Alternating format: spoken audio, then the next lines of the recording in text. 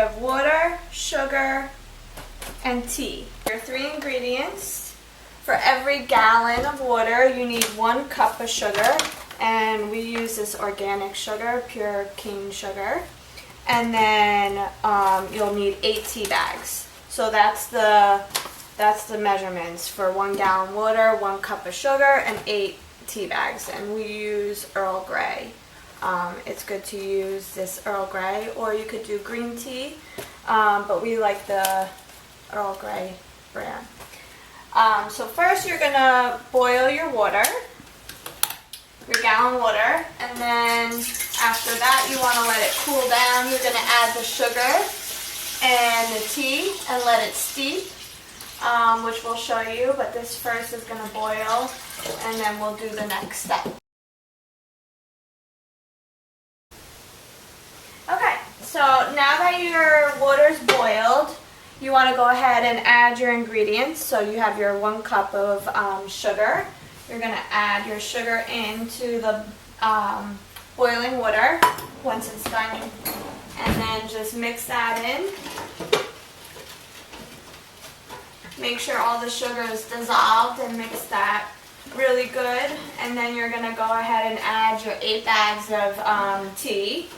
And then you want to let the tea steep for about, it's really up to you. I let it sit in there for about 20 minutes. And then I'll take the tea out.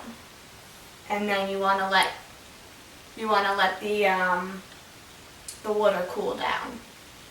So that's it. For now, you're just going to let this tea sit and come back in about 20 minutes and take the tea out, and then check and see if the water has cooled down.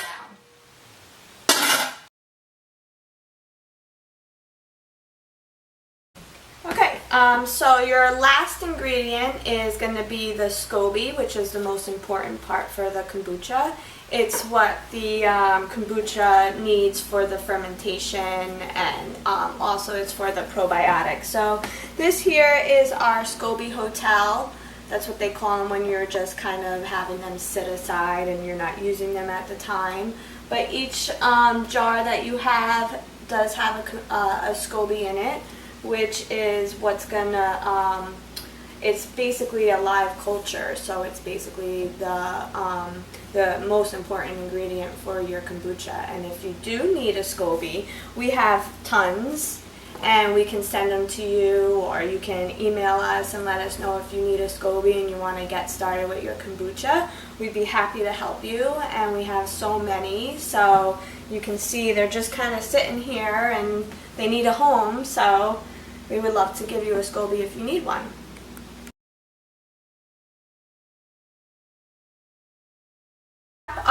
Now that your tea has cooled down and it should be around the room temperature, that'll be perfect to use.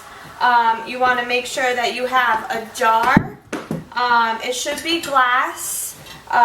This one has a spout.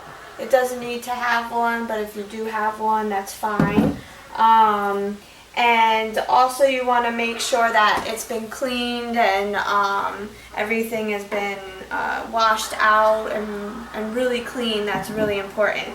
So besides your tea, there's one other thing you're going to need. You're going to need some starter kombucha, which if you do get a Scoby from us, I will also send you some of the starter tea that goes along with it that you'll use. So this is from a previous batch. We're going to add this in with the tea, and then the last ingredient is your Scoby. So you're going to put the starter tea in.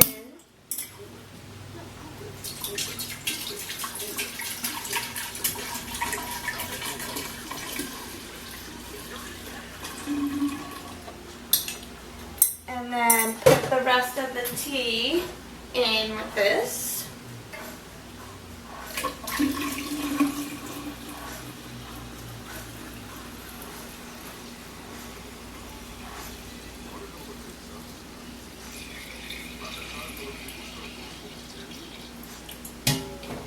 And then last, you're just going to grab your Scoby, and you just want to make sure your hands are clean and everything. And you can just plop it right in. and it's literally going to either just sink to the bottom or it may just start making its way to the top, and then it's going to just stay there. So right after you're done with that, you're going to cover it up with a cloth.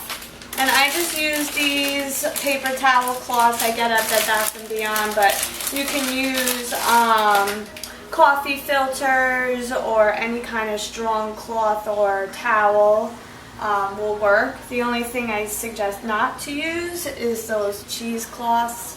They sometimes have too big of a hole in them, and then fruit flies will get in there, so you just want to make sure that you get something that no flies can get into.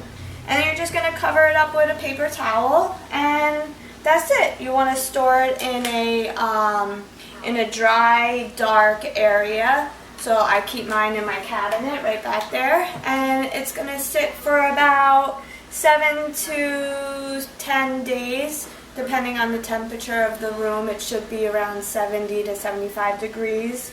So the warmer it is, the more it'll ferment faster.